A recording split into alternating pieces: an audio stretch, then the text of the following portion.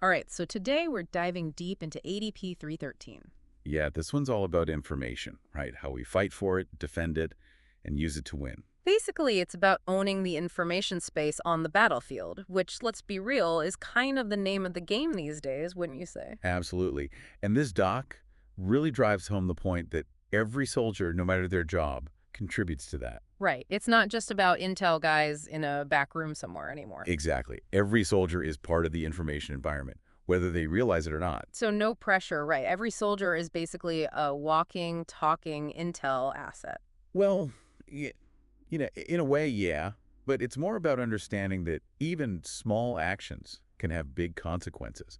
Remember that cognitive hierarchy they always talked about in training? Vaguely, it's like turning data into... Understanding, Yeah. turning raw data into actionable intelligence. Right, and that same piece of data can mean very different things to different people. Like, let's say you've got a private who spots an enemy tank a click out. Okay, so you've got that initial data point. The private sees a tank.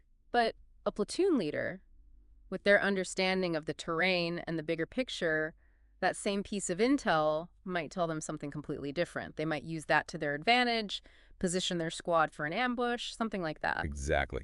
Same data, totally different outcomes because of how it's processed and understood. So it's not just about what you see, it's about what you make of it, how you interpret it, and how that interpretation then shapes your decisions on the battlefield. You got it. And ADP 313, it's really pushing for every soldier to be thinking that way, constantly analyzing, connecting those dots, and making sure their actions are supporting the bigger picture. And speaking of the bigger picture, one thing that really struck me about ADP 313 is how it views the battlefield. It's not just about hills and valleys anymore. Right, it's not your grandfather's battlefield. It's cyberspace, it's global narratives, it's even things like local perceptions. It's a lot to wrap your head around. It is. It's that whole human, information, and physical dimension they talk about. Right, like that mountain range over there isn't just an obstacle, it's a playing piece in this information chess game. Control the high ground, you might be able to disrupt the enemy's comms, maybe even get your own message out to the local population. Exactly. You're already starting to see information as a weapon in itself. Speaking of weapons, ADP 313 doesn't shy away from how our adversaries are using information warfare these days. And we're not just talking about some hacker in a basement trying to steal secrets. No, not at all. This is where things get really interesting. It's countries like China, Yeah. right, playing the long game. Right. Using information to shift the balance of power without always resorting to actually firing a shot. And they've got that whole three warfare strategy, which I've got to admit sounds a little intimidating. It is. It's their way of blending public opinion, psychological pressure, even legal maneuvering to try and get what they want. Okay, so break that down for me. What does that actually look like in the real world? Give me an example. Well, look at the South China Sea.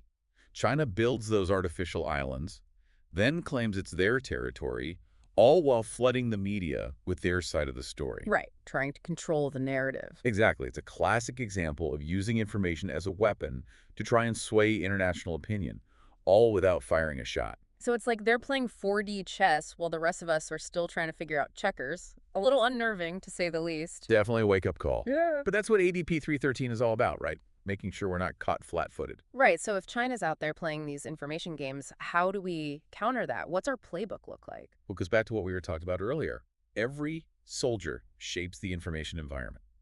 Okay, so it's not just about having, like, elite cyber warfare units or PSYOP teams. It's about every soldier understanding their role. Exactly. Even seemingly small actions can have big consequences in the information environment. Okay, give me an example. Make it real. All right, imagine you're out on patrol with your squad. You stop for a water break, maybe snap a few photos with the guys. Totally harmless, right? Seems like it. But what if I told you those photos were geotagged? The enemy is watching, and now they know exactly where you are, what your unit strength is, and what kind of equipment you have. Wait, just from a few photos? Seriously? It happens, and that's the kind of thing ADP 313 is designed to prevent. In the digital age, information is constantly flowing, whether we realize it or not. So even when you think you're off the grid, you're not? Every soldier is basically broadcasting information, whether they want to or not. That's a heavy responsibility to carry around. It is, but it's also an opportunity. When we understand how information shapes the battlefield, we can use it to our advantage. It can be a force multiplier. Okay, so how do we flip the script? If the enemy is watching our every move, trying to twist things to fit their narrative, how do we make sure the truth gets out there? That's the million-dollar question. And this is where ADP 313 gets really interesting. It's about understanding how people process information and using that to our advantage. So, like, are we talking about starting our own propaganda machine? No, not exactly. It's more nuanced than that. It might be about engaging with the local population, building trust, and making sure they have access to accurate information. Or maybe it's about using our own digital footprint in a way that supports our mission. So it's not just about winning firefights anymore, it's about winning hearts and minds. Exactly. ADP 313 helps us understand how to do both. Think of it like this. In traditional warfare, you blow up a bridge to disrupt the enemy's supply lines, right? Right. In the information environment, you might leak a false report that the bridge is already out, causing them to reroute their forces, maybe even walk right into an ambush. Same outcome, completely different tactics. Okay, that's pretty clever, like Sun Tzu for the digital age. Exactly. And here's the thing. It's not just about specialized units doing this stuff. Every soldier has a part to play. I think I'm starting to see the bigger picture here, but we've talked a lot about China. What about other adversaries, like Russia? Does ADP 313 address them specifically? Absolutely. The document highlights Russia as a prime example of a nation that uses information warfare aggressively to achieve its goals. Okay, so let's talk Russia. What are they up to that landed them in ADP 313? Well, you can't talk about modern information warfare without talking about what happened in Crimea back in 2014. That was a whole It thing. was practically a masterclass in how Russia uses information to sow chaos and confusion, create the perfect conditions for them to achieve their goals. You're saying they basically shut down communications, spread disinformation about who was really behind the invasion, and by the time anybody figured out what was going on, it was already too late. Exactly. Cyber attacks to cripple Ukrainian command and control, social media flooded with propaganda that even went so far as to jam GPS signals to disrupt military operations. Wow. It was a textbook example of how a nation can weaponize information to paralyze its opponent and seize the initiative. So they created their own reality, at least for a while, and while everybody was trying to figure out what was real and what wasn't, they were already achieving their objectives. Precisely. That's some scary stuff. It feels like something out of a movie, but it's not. And that's the thing. It's a stark reminder that information warfare isn't some abstract concept.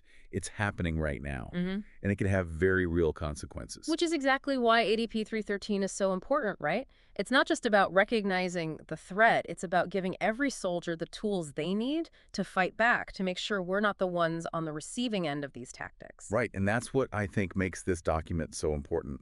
It's not just a bunch of rules and regulations. It's a call to action. Every soldier, no matter their MOS, has to become a warrior in the information environment. Because it's not your grandfather's battlefield anymore, is it? Not even close. Whether we're talking about China, Russia, or any other adversary for that matter, the battlefield isn't confined to some distant land. It's here, it's now, and it's playing out in cyberspace, in the media, even in the minds of the people caught in the middle of it all. It's a 247, 365-degree fight for every inch of the information space. Yeah. And every soldier has a role to play. So to every soldier out there listening, the next time you're on duty, remember what we talked about today.